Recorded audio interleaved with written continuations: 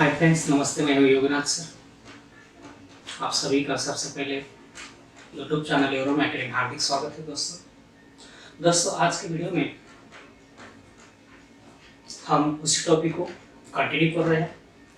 पिछले दो वीडियो में हमने वाक्य विश्लेषण, देन वाक्य संश्लेषण और आज के वीडियो में वाक्य रचनांतरण या परिवर्तन इस विषय पर चर्चा करने वाले हैं। सबसे पहले जानते हैं वाक्य रचनांतरण यानी क्या, उसका अर्थ क्या है, परिभाषा क्या है। इसका अर्थ होता है किसी एक प्रकार के वाक्य को दूसरे प्रकार के वाक्य में रूपांतरित करना यानी परिवर्तित करना वाक्य रचनांतरण कहलाता है। सपोज कोई वाक्य मिश्र वाक्य में है तो उसे संयुक्त वाक्य में ढालना या सरल वाक्य में परिवर्तित करना वाक्य रचनांतरण है। या अर्थ की दृष्टि से देखा जाए, कोई विधानवाचक वाक्य है तो उसे प्रश्नवाचक में किया जाए या फिर संकेतवाचक में ढाल दिया जाए, वाक्य रचनांतरण है। ये वाच्य की दृष्टि से भी लागू होता है। अगर कोई कर्तव्यवाच्य है तो उसे कर्मणि में ढालना या फिर भावे में ढालना एक वाक्य रचनांतरण कहलाता है। आइए देखते हैं। जिस प्रकार अर्थ हमने यहाँ देखा, वाक्य रचनांतरण प्रमुखतः तीन प्रकार से किया जाता है। पहला रचना की दृष्टि से, दूसरा अर्थ की दृष्टि से और तीसरा वाच्य की दृष्टि से। ठीक है, जैसे कि अभी भी मैंने कहा। तो शुरू करते हैं पहले प्रकार से, अर्थात रचना की दृष्टि से। आप अच्छी तरह जानते होंगे कि रचना की दृष्टि से वाक्य की तीन भेद होते हैं, सरल, मिश्र और संयुक्त। इसके बारे में हमने वीडियो भी बनाया है, आप लोगों ने देखा भी होगा। नहीं देखा है तो डिस्क्रिप्शन में इसका लिंक दिया गया है, कृपया आप उसे क्लिक करके देख सकते हैं।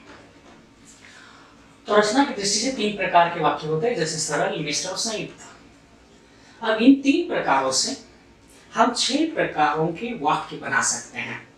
जैसे साधारण वाक्य से संयुक्त वाक्य, साधारण वाक्य से मिश्र वाक्य, संयुक्त वाक्य से साधारण वाक्य, मिश्र वाक्य से साधारण वाक्य, मिश्र वाक्य से संयुक्त वाक्य और संयुक्त वाक्य से मिश्र वाक्य। इस प्रकार 6 प्रकारों में हम वाक्य रचनांतरण या वाक्य परिवर्तन कर सकते हैं।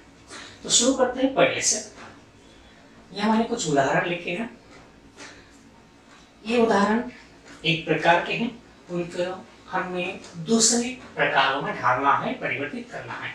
जैसे कि यहाँ पहला जो है वह साधारण वाक्य के उदाहरण है। इन साधारण वाक्यों से हमें संयुक्त वाक्य बनाने हैं। पहला है सूर्योदय होने पर पक्षी बोलने लगे। इसका संयुक्त वाक्य इस प्रकार होगा, सूर्योदय हुआ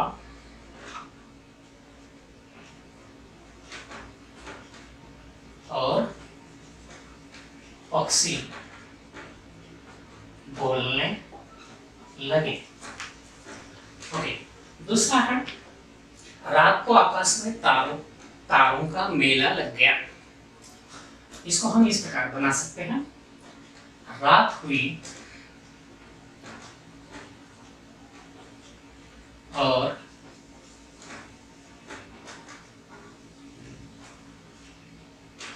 आकाश में तारों का मेला लग गया। ठीक है, तीसरा आलसी होने के कारण वो विफल हुआ।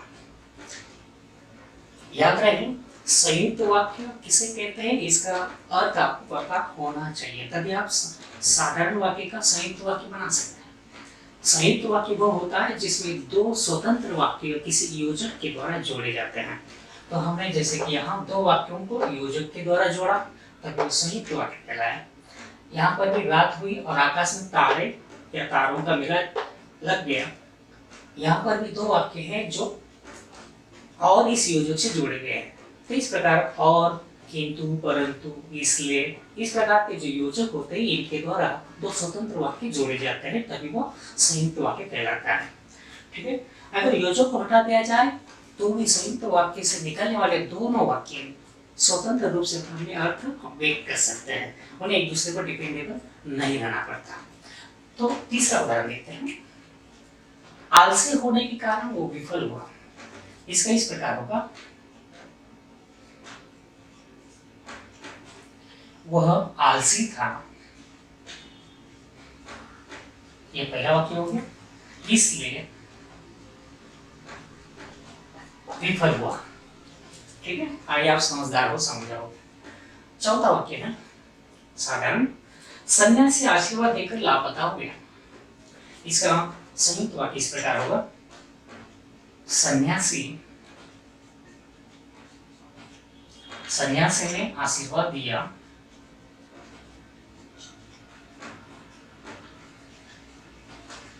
और लापता हो गया। ठीक है, दो वाक्य है, आशीर्वाद दिया तक पहला वाक्य और लापता हो गया दूसरा वाक्य, जो योजक से जोड़ा गया है। पांचवा है, आप खाना खाकर आराम करें। ये इस प्रकार होगा, आप खाना खाएं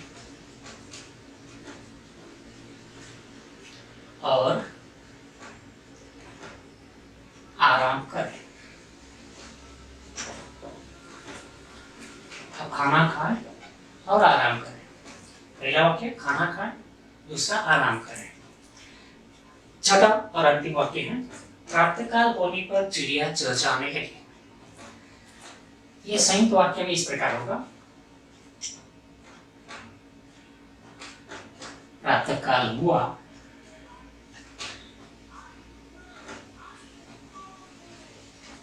और चिड़िया चहचहाने लगी। प्रातःकाल हुआ पहला वाक्य, चिड़िया चहचहाने लगी दूसरा वाक्य, जो और से जोड़ा गया है। ठीक है, तो इस प्रकार हमने संयुक्त वाक्य किस प्रकार बनते हैं साधारण वाक्यों से देखा।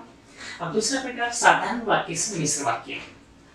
मिश्र वाक्य बनाते समय उसका भी अर्थ आपको पता होना चाहिए। मिश्र वाक्य वो होता है जिसमें एक प्रधान उपवाक्य और एक से अधिक आश्रित उपवाक्य हो।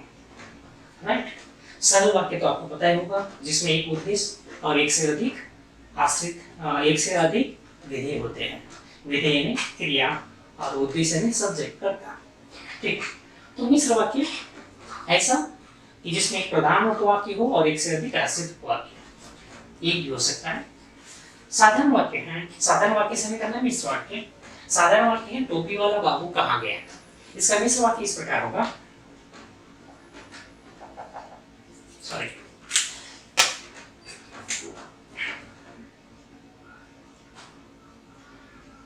वह बाबू कहाँ गए, वह बाबू कहाँ गया,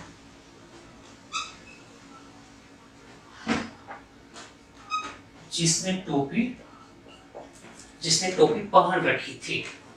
ठीक है, वो बाबू कहाँ गया जिसने टोपी पहन रखी थी। दूसरा है, शिक्षक के सामने सब शांत रहते हैं। इसका मिश्र वाक्य इस प्रकार होगा, जब तक शिक्षक सामने होते हैं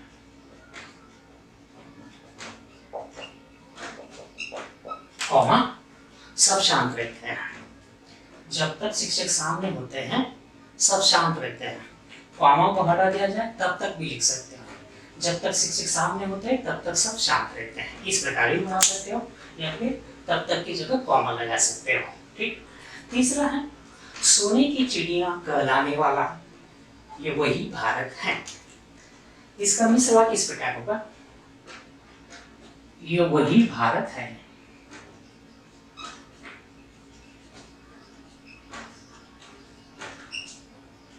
जो सोने की चिड़िया कहलाता था। ये वही भारत है जो सोने की चिड़िया कहलाता था। इस प्रकार हमने तीसरा वाक्य मिश्रित किया या मिश्र वाक्य में ढाला। अगला है चौथा, छतरी वाले आदमी को बुला। इसका मिश्र वाक्य इस प्रकार होगा, उस आदमी को बुलाओ।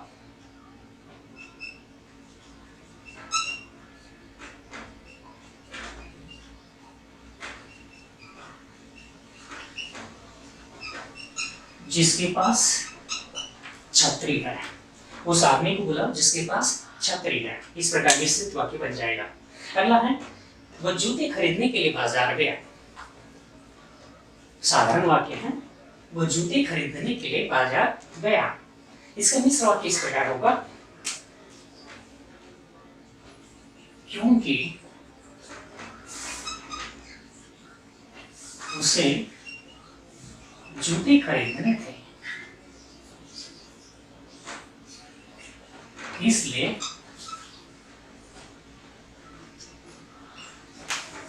क्योंकि उसे जूते खरीदने थे, खरीदने तो ख शॉर्ट में लिखा है, क्योंकि उसे जूते खरीदने थे इसलिए वह बाजार गया। इस प्रकार हो जाएगा मिश्रित वाक्य। ठीक है दोस्तों, इस प्रकार हमने दो प्रकारों से वाक्य का परिवर्तन देखा। अब तीसरे प्रकार से होने वाले वाक्य परिवर्तन या वाक्य रचनांतरण देखते हैं। तीसरा है संयुक्त वाक्य से साधारण वाक्य बनाना। राइट, संयुक्त वाक्य का पहला उदाहरण है, माँ ने मारा तो बालक रूठ गया। तो स्वतंत्र वाक्य, माँ ने मारा बालक रूठ गया, इसलिए वो संयुक्त है। इसको हमें करना है साधारण वाक्य। साधारण वाक्य किसे कहते हैं? तो वह वाक्य जिसमें एक ही उद्देश्य हो और एक ही विधेय हो। विधेय यानी क्रिया। यहाँ कसौटी होती है, क्रिया का एक ही होना जरूरी होता है। सब्जेक्ट यानी उद्देश्य एक से अधिक भी हो सकते हैं, जैसे राम श्याम और घनश्याम बाजार गए। यहाँ पर सब्जेक्ट कितने हैं? राम श्याम घनश्याम 3 है, लेकिन क्रिया गए एक ही है। इस प्रकार के जो सीधे साधे हो, जिसमें एक ही विधेय हो, एक ही क्रिया हो, सरल वाक्य कहलाता है। सरल वाक्य नहीं, साधारण वाक्य। ठीक है दोस्तों, पहला उदाहरण हमने देखा। दूसरा कंटिन्यू करते हैं। वो बाजार गया, केले लाया। दो स्वतंत्र वाक्य है और योजक से जोड़े गए, इसे संयुक्त वाक्य। इसे हम करना है साधारण वाक्य। साधारण वाक्य इस प्रकार होगा,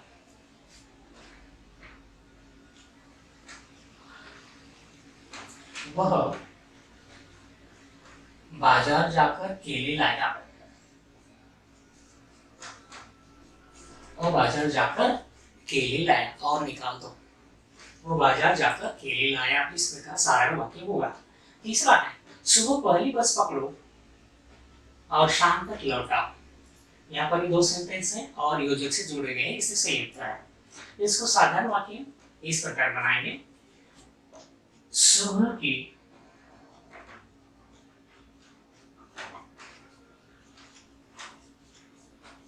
पहली बस पकड़कर शाम तक घर लौटाओ। सुबह की पहली बस पकड़कर शाम तक घर लौटाओ। ये हो जाएगा हमारा साधारण वाक्य, ये सरल वाक्य। ठीक है, तो इस प्रकार तीसरा प्रकार यह समाप्त हुआ। चौथा है मिश्र वाक्य से साधारण वाक्य। ओके, वह मुझसे कहता है कि आओ। इसका साधारण वाक्य होगा, वह मुझे आने के लिए कहता है। वह मुझे आने के लिए कहता है। ठीक है, इस तरह साधारण वाक्य हो जाएगा। दूसरा है, ये वही बच्चा है जिसे पहले मारा था। इसका साधारण वाक्य इस प्रकार होगा,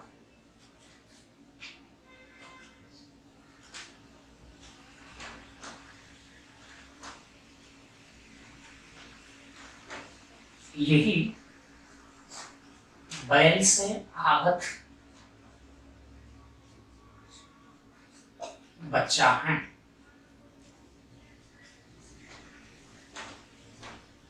यही बैल से आहत बच्चा है। साधारण वाक्य बन गया। अगला, रोगिणी जो ही दवाई पी, रोगिणी जो ही दवाई पी उसे उल्टी हो गई। इसका साधारण वाक्य इस प्रकार होगा,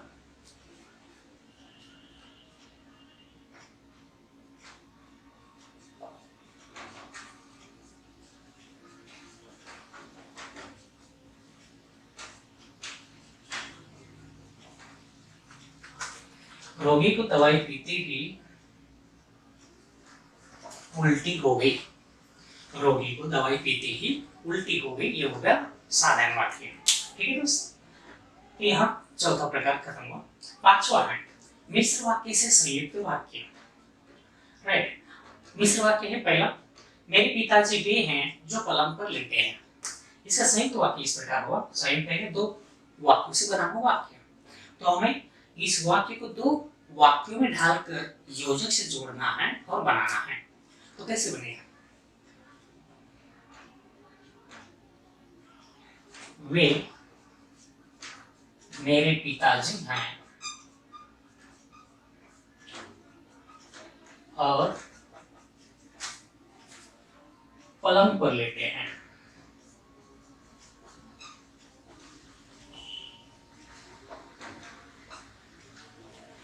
वे मेरे पिताजी हैं और पलंग पर लेटे हैं। इस प्रकार दो वाक्य योजक की सहायता से हमने जोड़े और संयुक्त वाक्य बना। अगला है, यदि आप उससे मिलना चाहते हैं तो द्वार पर प्रतीक्षा करें। इसका संयुक्त वाक्य इस प्रकार होगा, आप उससे मिलना चाहते हैं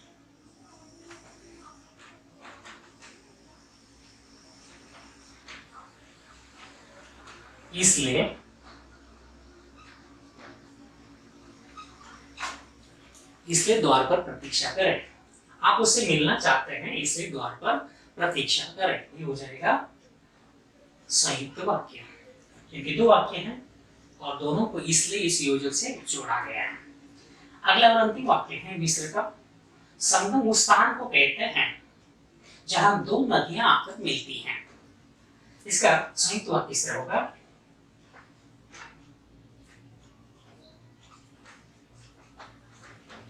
यहाँ दो नदियां मिलती हैं।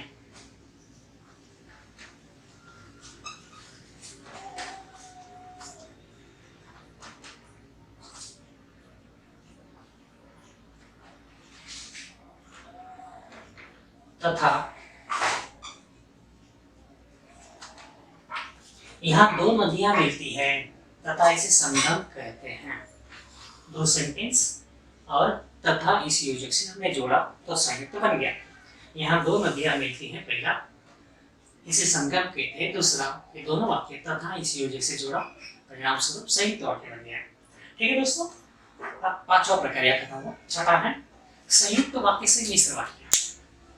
संयुक्त वाक्य का पहला उदाहरण है, तुम महान हो क्योंकि तुम सच बोलते हो। तुम महान हो क्योंकि सच बोलते हो। इसका मिश्र वाक्य इस प्रकार होगा,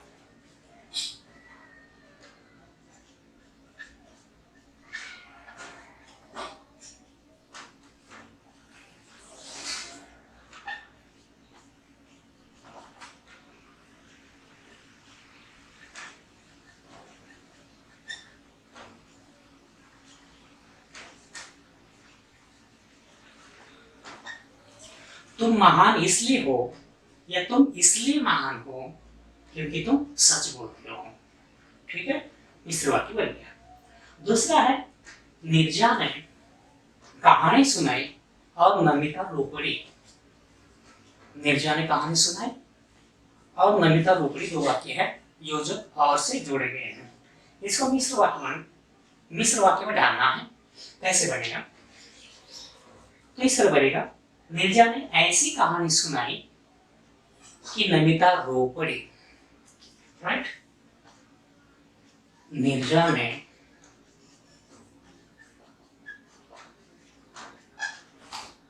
ऐसी कहानी सुनाई कि नमिता रो पड़ी। इस प्रकार मिश्र वाक्य। और अंतिम वाक्य है संयुक्त का, वह बुद्धिमान है इसलिए उसे सोच समझकर काम करना चाहिए। इसका मिश्र वाक्य इस प्रकार होगा, क्योंकि वह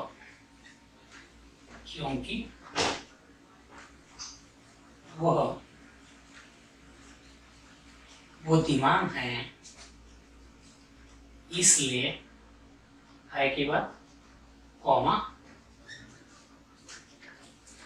क्योंकि वो बुद्धिमान है इसलिए उसे सोच समझकर काम करना चाहिए। इस प्रकार जो वाक्य हम लिखेंगे तो मिश्र वाक्य बन जाएगा। ठीक है दोस्तों, इस प्रकार हमने रचना के आधार पर सरल मिश्र और संयुक्त, इनमें आपसी जो चेंज होता है, आपसी परिवर्तन जो होता है, उसे वाक्य रचनांतरण के अंतर्गत देखा। यह हमारा पहला प्रकार होगा रचना की दृष्टि से। दूसरा होता है अर्थ की दृष्टि से, यानी अर्थ के आधार पर जितने वाक्य होते हैं उनमें जो चेंज होता है, बदलाव होता है, परिवर्तन होता है, उसे हम अर्थ की दृष्टि से वाक्य रचनांतरण कर सकते हैं। तीसरा जो है वह है वाच्य की दृष्टि से। तो इस प्रकार तीन दृष्टि से या तीन प्रकारों से वाक्यों का रचनांतरण किया जाता है। तो शुरू करते हैं पहले से। पहला तो हो गया रचना की दृष्टि से, दूसरा अर्थ की दृष्टि से। अर्थ की दृष्टि से आप अच्छी तरह जानते होंगे कि वाक्य 8 प्रकार के होते हैं, राइट। हमने इसका वीडियो भी बनाया था, आप लोगों ने शायद देखा भी होगा, और जिन्होंने नहीं देखा है देख सकते हैं, डिस्क्रिप्शन में इसका लिंक हम शेयर कर रहे हैं, आप क्लिक करके देख सकते हैं। तो अर्थ की दृष्टि से ये जो 8 प्रकार हैं, इन्हीं में हमें वाक्य का रचनांतरण करना है। कुछ इसकी विशेषताएं हैं, जरा जान लेते हैं। वाक्य 8 प्रकार के होते हैं। इनमें से विधानवाचक वाक्य को मूल आधार माना जाता है। ओके, शेष वाक्यों में किसी न किसी भाव की प्रधानता होती है, जैसे किसी में नकारात्मक भाव की, किसी में प्रश्न की, या किसी में विस्मय की, आश्चर्य की, तो किसी में संकेत की, किसी में इच्छा, अनुमति, आज्ञा और संदेह की। इस प्रकार के हर एक वाक्य के प्रकारों में अपनी अपनी विशेषता होती हैं। किसी भी विधानवाचक वाक्य को सभी प्रकार के अर्थों से युक्त किया जा सकता है, यानी कि विधानवाचक का कोई भी वाक्य हो उसे वाक्य के 7 प्रकारों में परिवर्तित हम कर सकते हैं। ये इसका संक्षेप में अर्थ है, क्योंकि हर वाक्य कोई ना कोई अपनी अर्थगत विशेषता लिए हुए है, और ये अर्थगत विशेषता विधानवाचक वाक्य के द्वारा हम परिवर्तित कर सकते हैं। कैसे? एक उदाहरण के द्वारा यहाँ हम देख सकते हैं। जैसे विधानवाचक वाक्य है प्रीति 12वीं में पढ़ती है, इसका निषेधवाचक होगा प्रीति 12वीं में नहीं पढ़ती।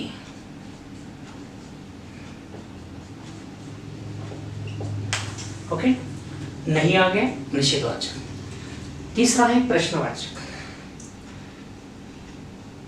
प्रश्नवाचक में क्या से शुरू करें तो प्रश्नवाचक बन जाएगा, जैसे क्या प्रीति 12वीं में पढ़ती है, क्या प्रीति 12वीं में पढ़ती है, प्रश्नवाचक हो गया। अगला है चौथा आज्ञावाचक।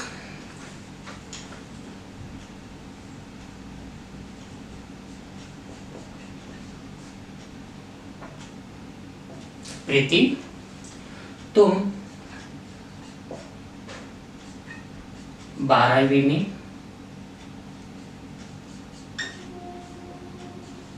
पढ़ो। यहाँ आज्ञा दी जा रही है, इसलिए हो गया ये वाक्य हो गया आज्ञावाचक। अगला है विस्मयवाचक, यानी आश्चर्य का बोध होना चाहिए, जैसे अरे प्रीति 12वीं में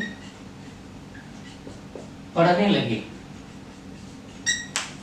अरे प्रीति 12वीं में पढ़ने लगी। इस प्रकार विस्मय का बोध इस वाक्य से होता है, इसलिए विस्मयवाचक। अगला है इच्छावाचक। काश प्रीति 12वीं में पढ़ती। काश प्रीति 12वीं में पढ़ती, या इच्छा का बोध हो रहा है। अगला है संदेहवाचक। संदेह यानी संभावना, संभावना का बोध होना चाहिए, जैसे शायद प्रीति 12वीं में पढ़ती है।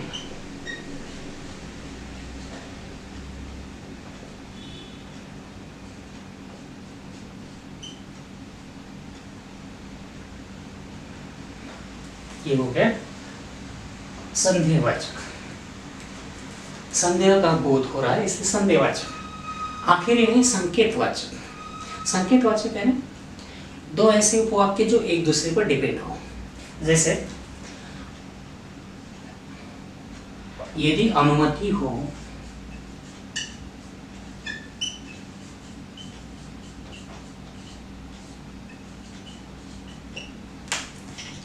तो प्रीति 12वीं में पढ़े। यदि अनुमति हो तो प्रीति 12वीं में पढ़े। इस प्रकार दो वाक्य एक दूसरे पर निर्भर हैं, तो ये हो गया संकेतवाचक। इस तरह दोस्तों किसी भी विधानवाचक वाक्य को बाकी शेष अर्थगत वाक्यों के प्रकारों में हम ढाल सकते हैं, परिवर्तित कर सकते हैं। ये हो गया अर्थ की दृष्टि से वाक्य रचनांतर या परिवर्तन। अब आखिरी बचा है वाच्य की दृष्टि से। अब ये वाच्य किसे कहते हैं, वाच्य के कितने प्रकार है, इसका भी हमने वीडियो ऑलरेडी बनाया है। आप में से किसी ने देखा होगा, किसी ने नहीं देखा होगा। अगर आप देखने के लिए इच्छुक है तो डिस्क्रिप्शन में इसका लिंक दिया गया है, आप प्लीज़ क्लिक करके देखें। एक मोटे मोटे तौर पर हम कहें वाच्य है बोलने का विषय। इसके 3 भेद होते हैं, कर्तृवाच्य, कर्मवाच्य, भाववाच्य। कर्तृवाच्य में क्रिया का मुख्य केंद्र बिंदु कर्ता होता है, उसे कर्तृवाच्य वाक्य कहते हैं। कर्मवाच्य में क्रिया का मुख्य केंद्र बिंदु या मुख्य विषय कर्म होता है, ऑब्जेक्ट होता है, वो कर्मवाच्य कहलाता है। और भाववाच्य में न कर्ता की प्रधानता होती है न कर्म की, वहाँ भाव का, क्रिया का भाव प्रमुख होता है, उसे भाववाचक वाक्य कहते हैं। आइए देखते हैं, इसमें 3 प्रकारों से हम विचार करेंगे। पहला है कर्मवाच्य से, कर्तृवाच्य से कर्मवाच्य, अर्थात कर्मवाच्य में बदले किसे, कर्तृवाच्य वाक्यों को। वह दिन में दूध पीता है, इसका कर्मवाच्य होगा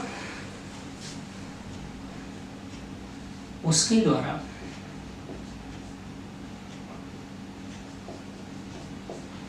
दिन में दूध पिया जाता है।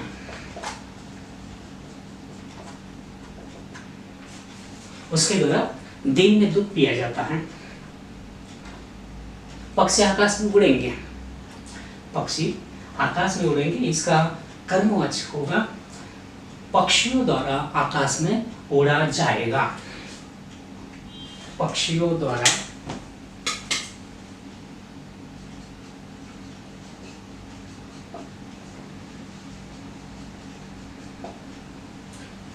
आकाश में उड़ा जाएगा। ये हो गया कर्मवाच्य। तीसरा वाक्य है कर्तृवाच्य का, मैं प्रतिदिन खेल खेलता हूँ, इसका करना है कर्मवाच्य। ये होगा मेरे द्वारा प्रतिदिन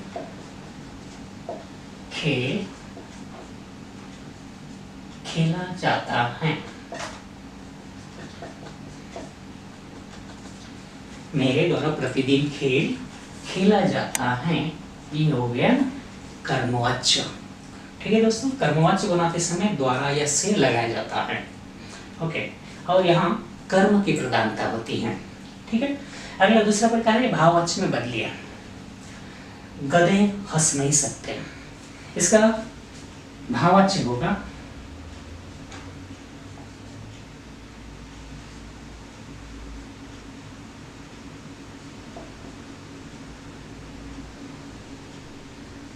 गधों से हंसा नहीं जाता। गधों से हंसा नहीं जाता। दूसरा है बच्चा खूब रोया। भाववाच्य में क्रिया हमेशा एक वचनी, पुल्लिंग और आकर्मक होती है, याद रखें। बच्चा खूब रोया, बच्चे द्वारा खूब रोया गया।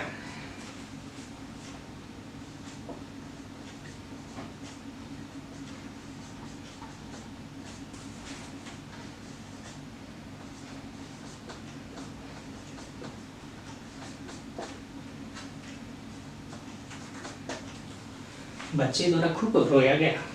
किसका है? हम इतना कष्ट नहीं सह सकते हैं। इसका भाववाच्य होगा हमसे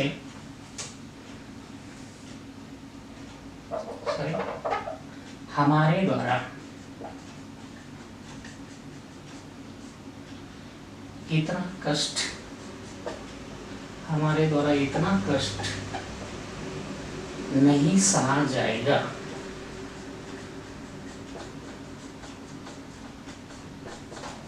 हमारे द्वारा इतना कष्ट नहीं सहा जाएगा। तो इस प्रकार हमने भाववाच्य में परिवर्तित किया। अगला है कर्तृवाच्य में बदलना। लड़कों के द्वारा स्कूल साफ किया गया। ये कर्तृवाच्य इस प्रकार होगा, अर्थात यहाँ कर्ता की प्रधानता होनी चाहिए, यानी कर्ता के अनुसार क्रिया बदलनी चाहिए। लड़कों ने स्कूल साफ किया।